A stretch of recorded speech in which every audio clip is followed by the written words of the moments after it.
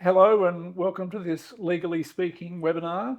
I'm Mark Beyer from Business News and joined today by two directors from Pragma Lawyers, McDonald and Nick Malone. Hello, gents. Hello. Great to have you here with us. So today we're going to be discussing 5 key legal issues that businesses and individuals should be looking at as we approach the end of the financial year, all about getting your house in order. Issues such as employee retention, rent reviews, contract reviews, and director obligations. And I guess the focus is going to be on practical legal insights that can help you in running your business. So, Nick, do you want to just give us a quick preview then of the 5 topics that we're going to discuss? Sure, Mark. And you're right. It's all about practical tips for people going into the end of the year. What are the things they can implement now or put on their radar for early in the new year when they might have a bit of time to look through and make sure their house is in order. So we'll go through some restraints of trade issues. We'll also go through some favourable contract terms, so the types of terms that people might want to look to include into their contracts going forward. We'll then move through some privacy changes that are happening in the landscape and how that impacts businesses and will impact businesses going forward. And then we'll move into rent, Mark, and some issues that we see often arise in rental agreements. And then we'll finish with the very happy topic, I know, of director penalty notices and how directors can be personally liable for debts of their company, and just making sure that that obviously doesn't happen to anyone who's listening and watching the webinar today. Okay, good. So we're going to run through that in the next 20 to 25 minutes. So we'll keep it nice and tight for the viewers. So Aaron, first one about retention of employees and restraint of trade provisions. Yes. So, Mark, the way that the economy is trending is that employees are staying in jobs for shorter periods of time, particularly the lower age brackets. And so I think this issue around restraints of trade is more prevalent about, particularly in relation to the relation between an employer and employee, but also applies to business owners, partners in businesses together. So restraint of trade is a clause that protects one party from another party going out and setting up a competing business. And in the employer-employee relationship, you normally see a clause in employment agreements that prevent employees from setting up a business which competes with their employer to protect their trade secrets, know-how, confidential information. From a legal perspective, the devil's really in the detail because there's restraints of trade clauses and there's restraints of trade clauses. The starting position at law is that these clauses, despite whatever's written in the contract, are unenforceable. So you can't really go to a court and try and enforce them. The exception to that rule is if they're there to protect a legitimate business interest. And so I guess the key takeaway, the key practical takeaway is to ensure that if you have a business with these clauses in your agreements or not, or you're considering getting them, they need to be tailored to the specific business. You can't just jump on ChatGPT and copy something and hope that it might work. It needs to be specific to your business and doesn't seek to go too far in preventing the employee from effectively conducting their own enterprise later down the track. So that's something to bear in mind. And every clause is different. And when I see in practice people coming to me looking for advice on these clauses, either enforcing them or seeking to get out of them, the first question I always ask is, can I see the contract? Can I see what the specific clause is? And that's something to bear in mind. So it really comes back to the individual circumstances. Unlike any other clause in an employment agreement, probably you get away with, but these clauses, they need to be centimetre perfect. Okay.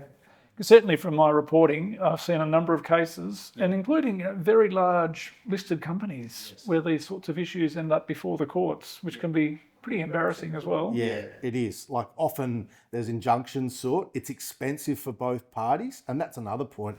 Like litigating over this, you get the damage to your reputation. You also have to pay lawyers significant fees to go to court.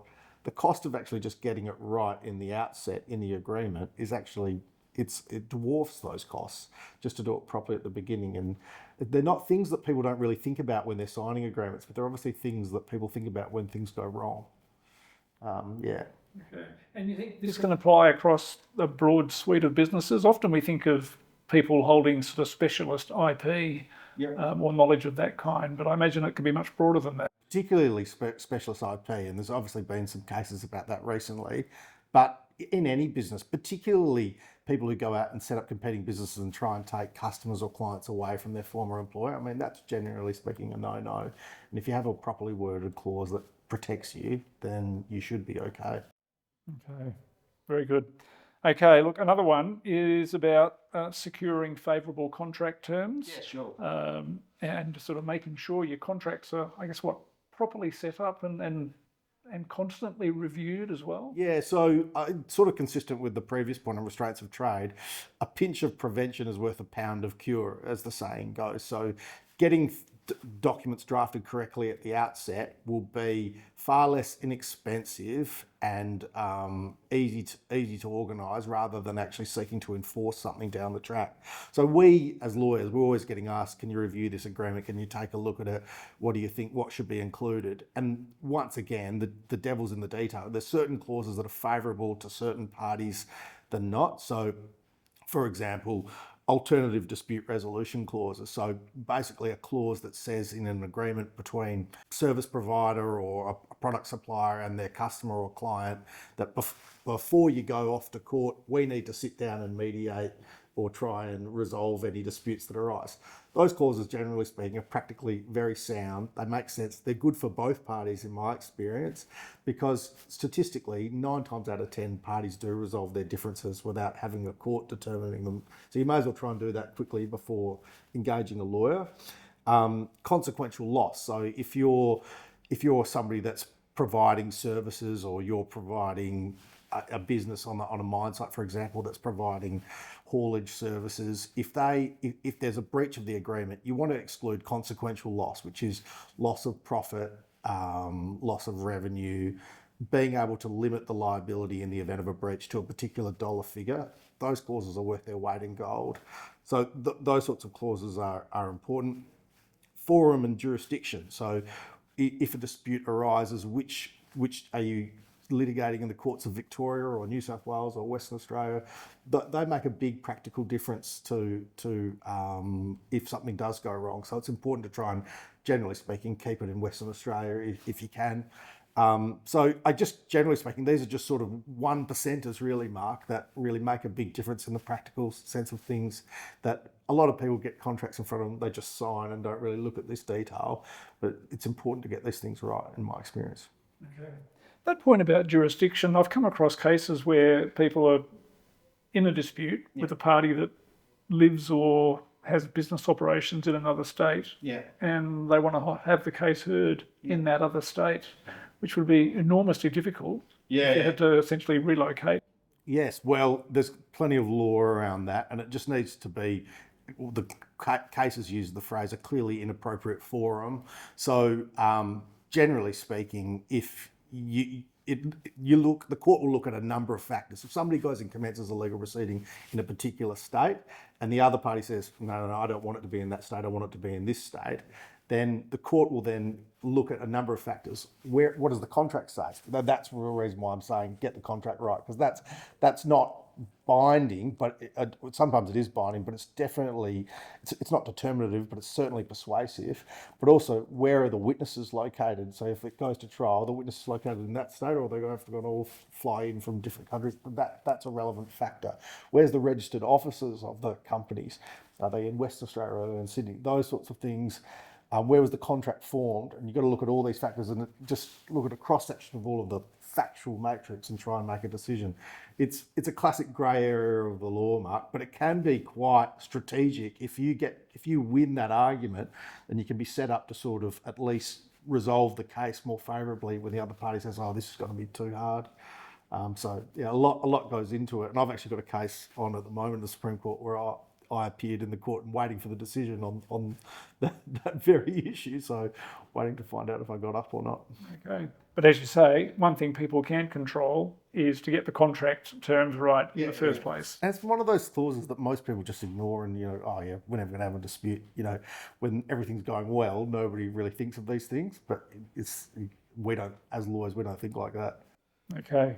Now, Nick, another topic to discuss is changes to the Privacy Act and the implications of that. Yeah, that's right, Mark. So back in 2022, our report was done essentially looking at where the privacy landscape is at that time. And then what's happened since then is in September 23, the government formally announced their response to that report. And we're now sitting here sometime later.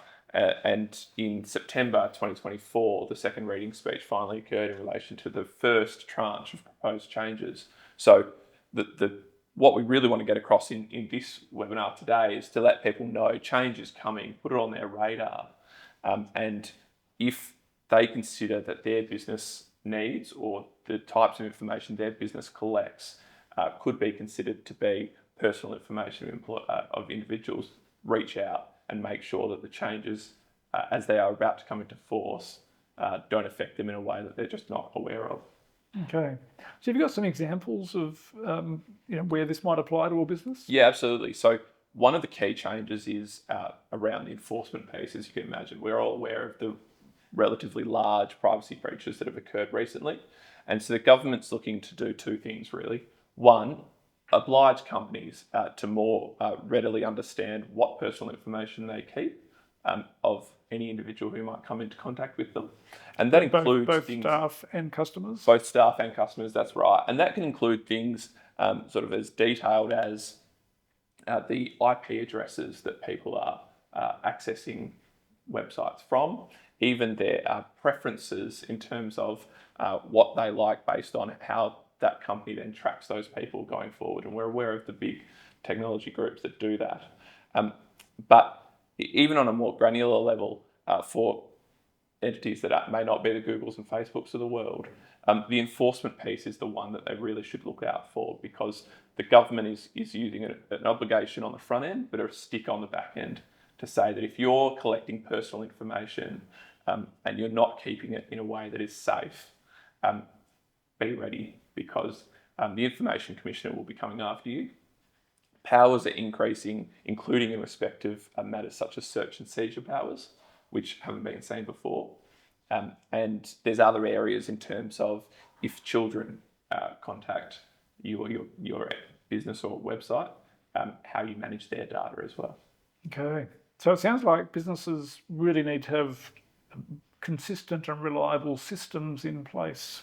That's right. So there's really, what the government really wants entities to do now is treat privacy with the utmost importance. So understand, well, who in your business can be of assistance in lifting the whole entity's privacy space up. What is the current environment that each business is operating within in terms of the privacy information they're keeping? What are the systems they need to implement as a result of that to make sure that that information is safe?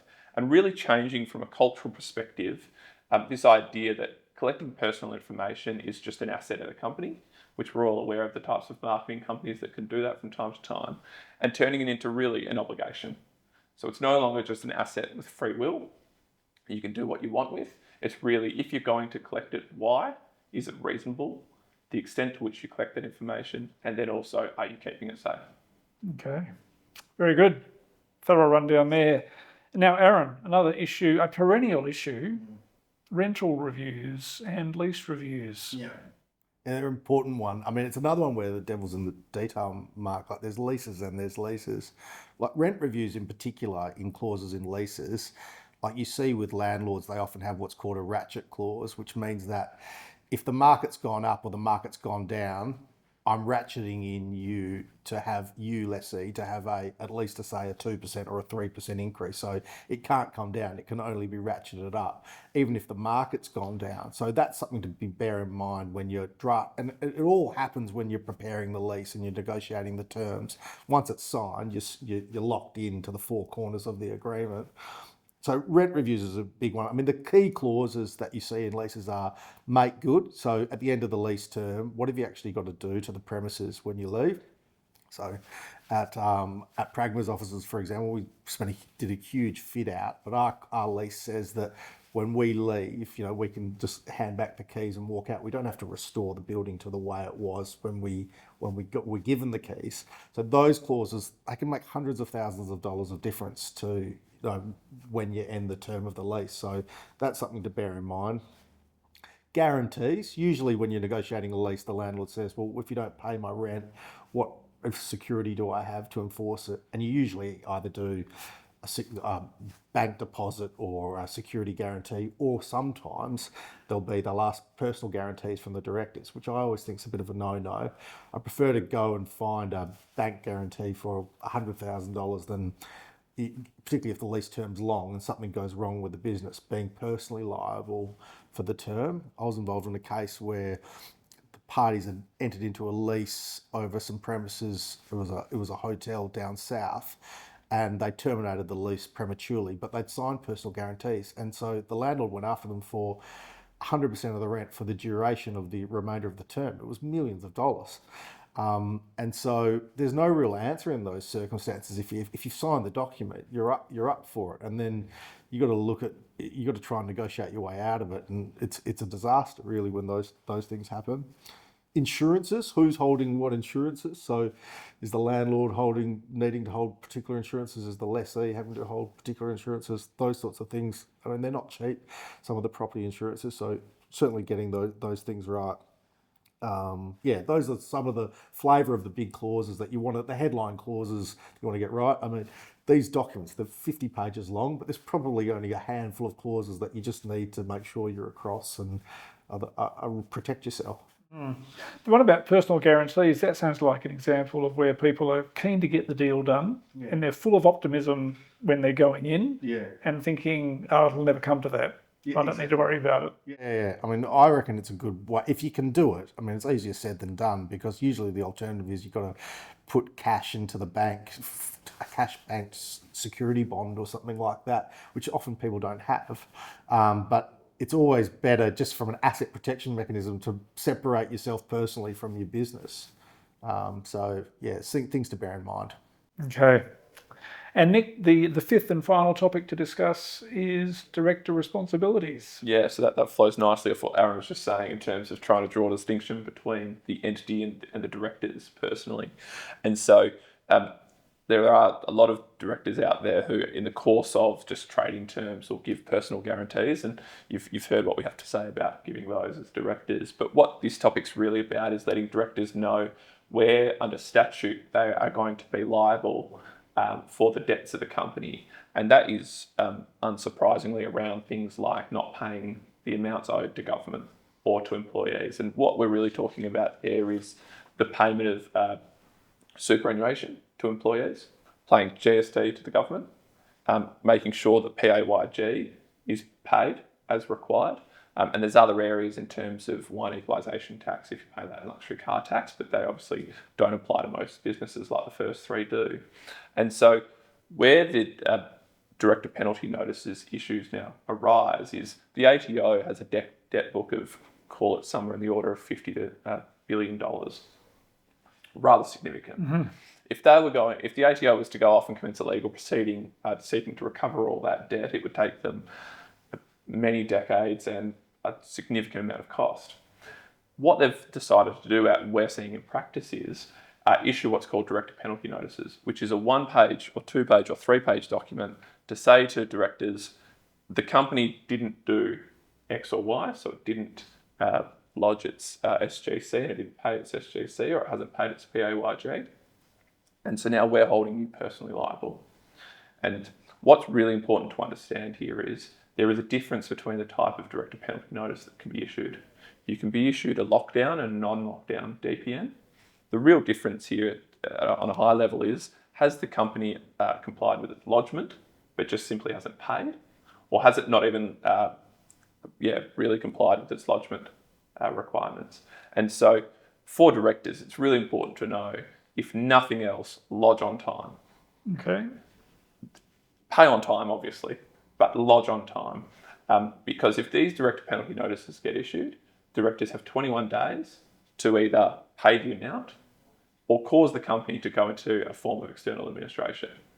So it's a significant tool the ATO has to recover this massive debt book that, as you can appreciate, doesn't require them to go off and commence many thousands of pieces of litigation to try and recover these debts.